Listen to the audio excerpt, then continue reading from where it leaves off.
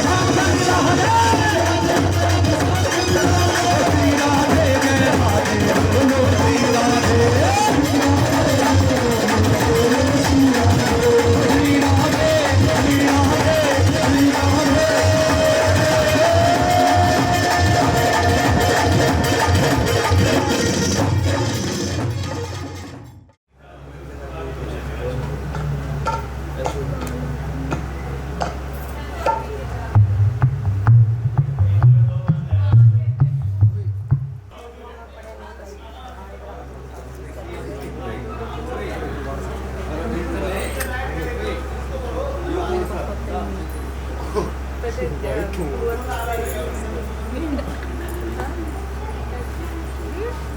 वाली माँ मैं तेरा हो गया, शेरों वाली माँ मैं तेरा हो गया। जब से देखा तुम्हें जाने क्या हो गया, जब से देखा तुम्हें जाने क्या हो गया।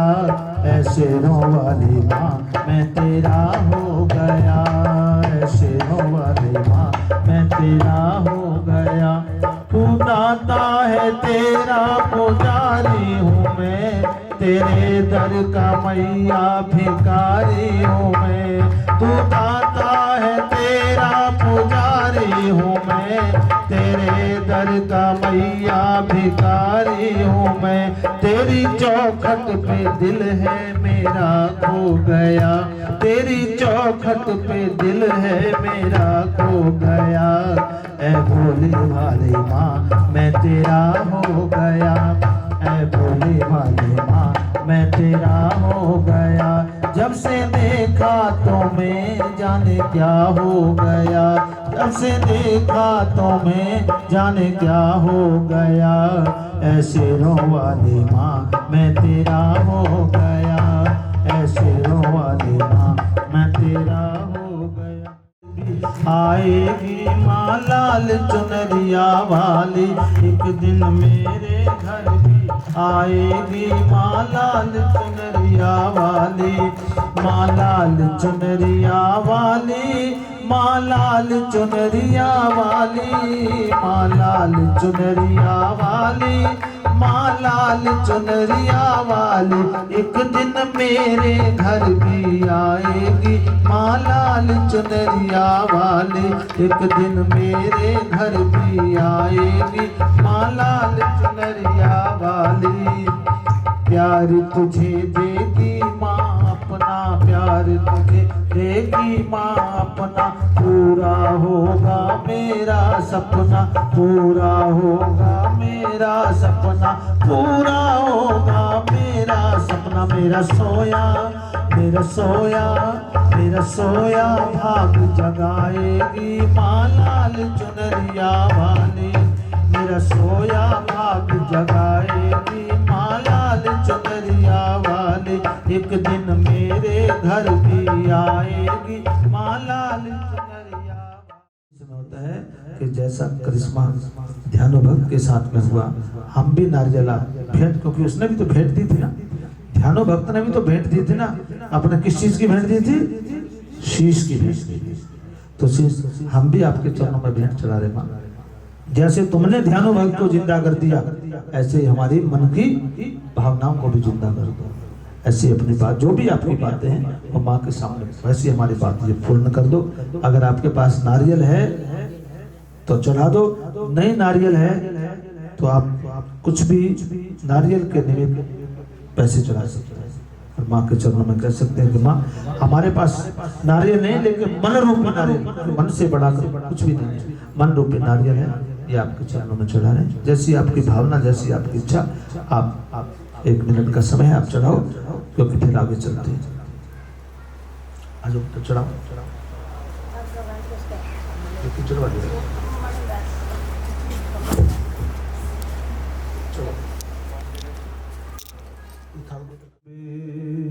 निर्धन के घर भी आ जाना, जो रूखा सूखा दिया हमें, कभी उसका भोग लगा जाना। कभी फुर्सत हो तो जगदम्बे, निर्धन के घर भी आ जाना। ना छत्र बना सका सोने का, ना चुनरी घर मेरी तारों जड़ी, ना पेड़े बर्फी मेवा है माँ, बस श्रद्धा है नैन बिछाए खड़ी। इस श्रद्धा की रख लो लाज माँ, इस अर्ज को ना टुकरा जाना, जो रूखा सूखा कभी उसका भोग लगा जाना।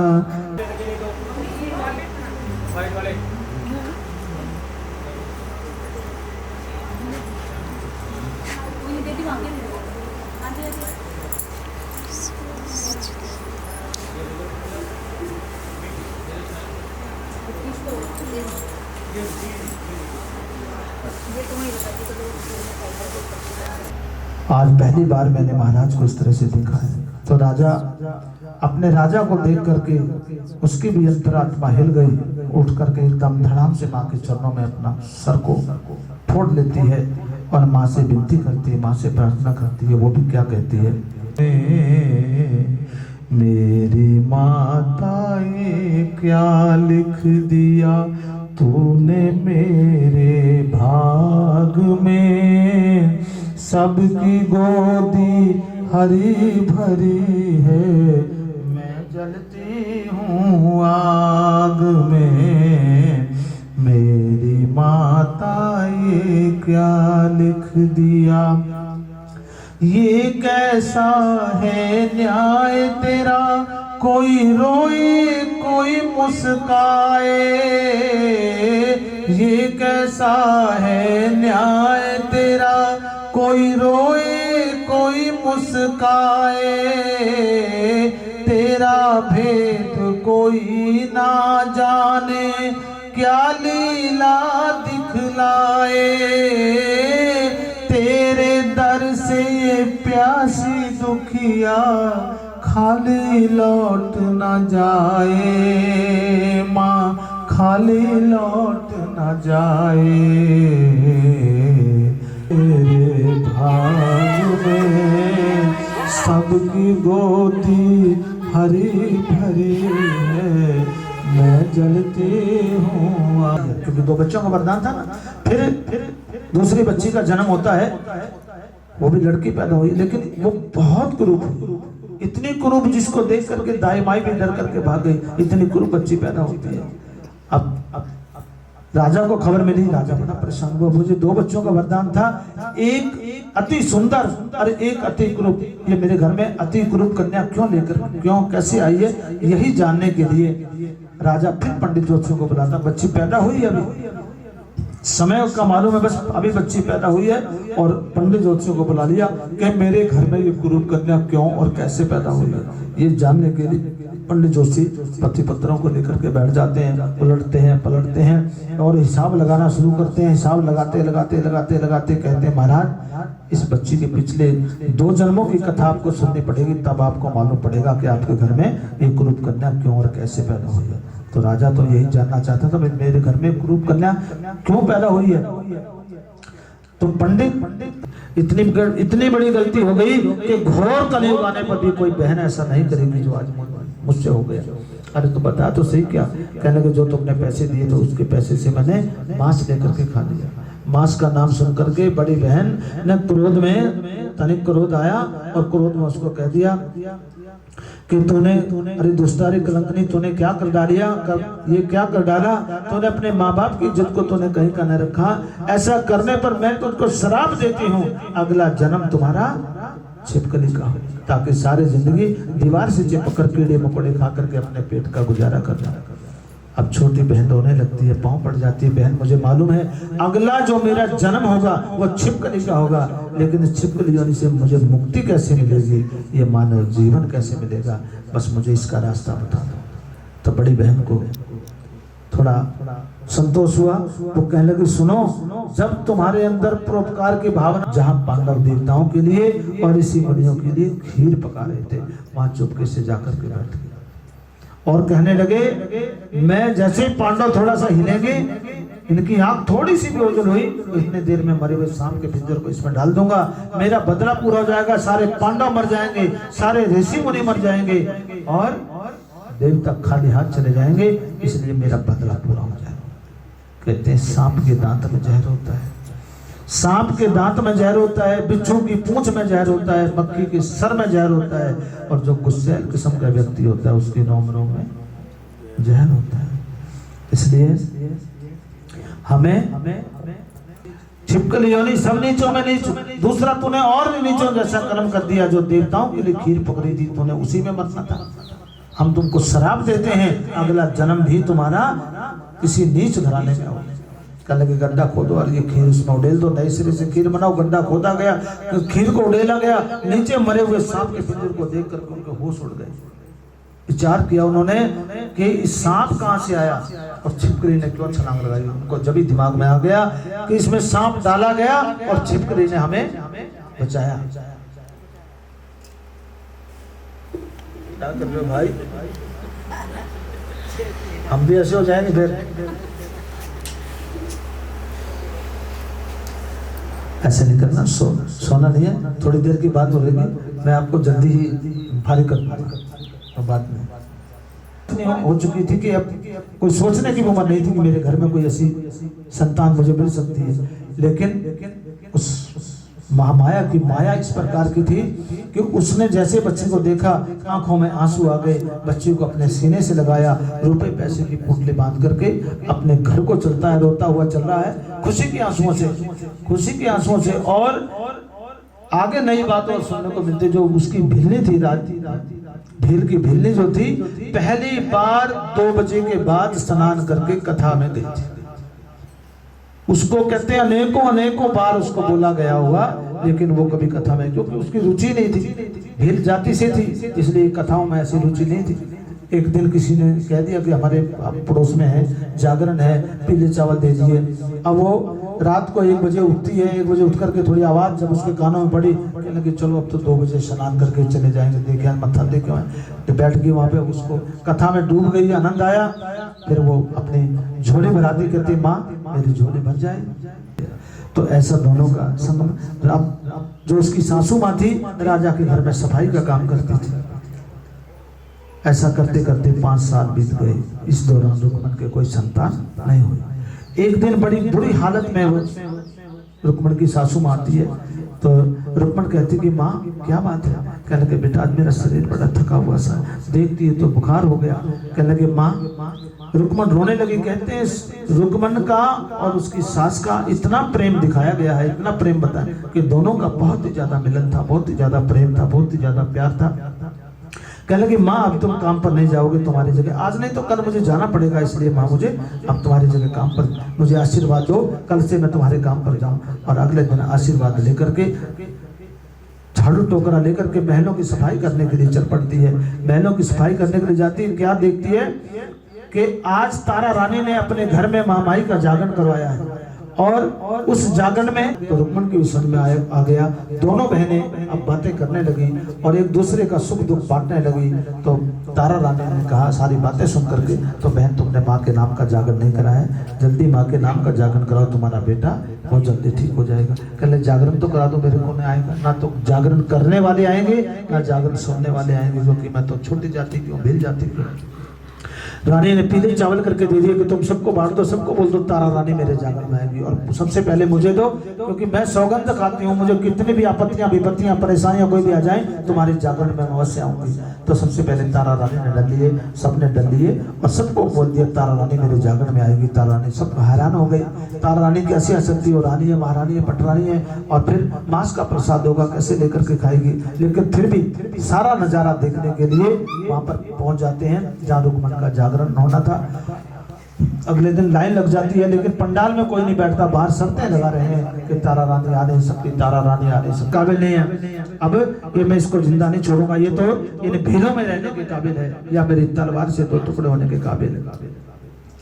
अब राजा ऐसा सोच करके जब सारी संगत बाहर निकलती है, तारा रानी का नंबर आया तो कहने लगा दुष्टारी कलंकनी, ये तूने क्या कर डाला, अपने दीन धर्म ईमान को तूने मिट्टी मिला दिया, मैं एक चक्रवर्ती सम्राट, तूने मेरी आन बान शान को भी कहीं का नहीं रखा। कहने लगे महाराज आपको जो कुछ भी कहना महलों में चल कर कहिए, ये इतनी संगत सुन रही है क्या कहेगी। छोटी छोटी बात के लिए राजा अपनी रानी को ऐसी खरी खोटी सुनाता है। अरे दुष्टा, तुझे महलों में कौन जाने देगा? तुम महलों में रहने के काबिल नहीं, तू इन भीलों में रहने के काबिल है या मेरी तलवार से 2 टुकड़े होने के काबिल है? महाराज मुझे मार डालो, काट डालो, मेरा जो हर्ष करो मुझे मंजूर है, पर ऐसे मेरी बेइज्जती मत करो। कहने लगे, अरे दुष्टा, तूने अपना दीन धर्म खराब किया सो किया, मेरा भी दीन धर्म खराब करने के लिए मेरे नाम का प्रसाद भी तूने अपनी झोली में रखा लिया। इतना कहते ही राजा ने कहने लगे, महाराज जैसे घोड़े को काटा है, अपने बेटे को भी काट डालो। बेटे को बुला करके कहता कि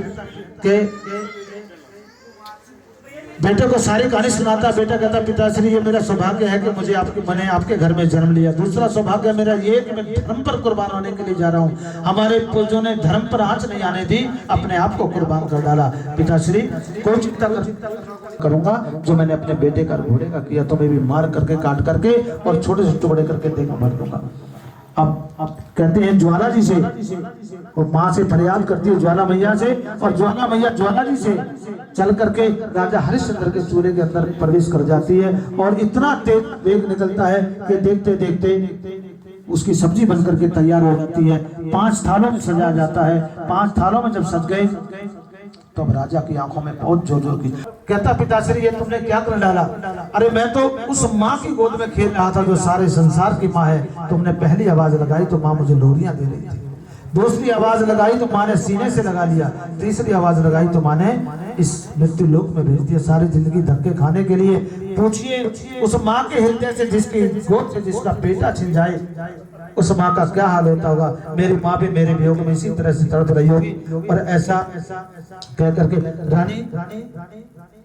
रानी के प्रति मेरा कोई गलत भाव नहीं है मेरा, क्योंकि रानी ने जो मुझे करिश्मा दिखाया है शादी को दिखा सकता है। रानी बुलाकर कहता, माफी मांगता है, रानी मैं मेरा धन्य भाव जो तुम मेरी पत्नी के रूप में मिली हो, तुमसे मुझे कोई गलती नहीं है।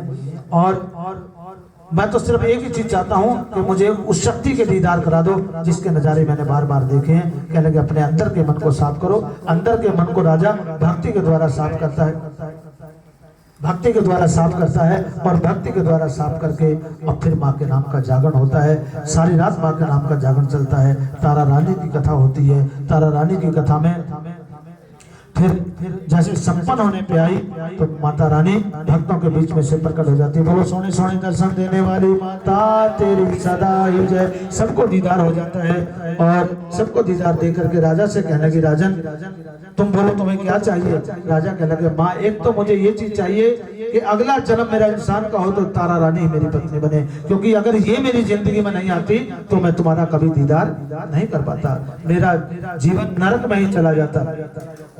और दूसरा, माँ अगर मेरा इंसान का हो तो तारा रानी बने, और जब मेरी अंत समय हो तो तुम्हारी सुंदर छवि मेरी आंखों में बस जाए और मेरी आत्मा तुम में विलीन हो जाए, बस मुझे और कुछ नहीं चाहिए। माँ तथास्तु कहकर के अंतर ध्यान हो गई।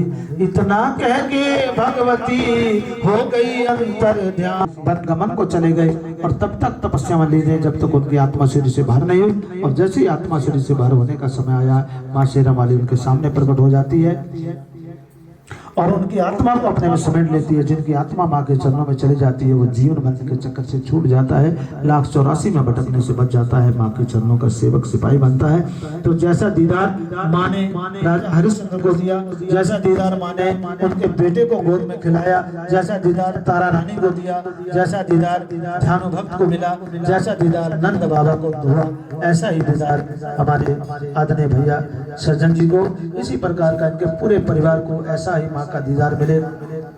माँ शेरावाली की कृपा इन पर बरसती रहे, हमेशा ऐसा सुंदर सुंदर नजारे इनके घर में होते रहे। और आज इनके परिवार ने जो कुछ भी मांगा है माँ जल्द इनकी मनोकामना को पूर्ण करे। और आप सबने जो बैठ करके भक्ति भाव से आपने कथा को सुना है, अमूल जैसे कुपड़ व्यक्ति को आपने सुना है, तो भाई मैं करबद्ध करके आपसे क्षमा याचना करता हूँ कि मेरे मुख से किसी प्रकार की कोई गलती निकली हो, कोई ऐसा शब्द निकला, क्योंकि रोज के हमारे जागरण है और ये सच्चाई है कि सोने का समय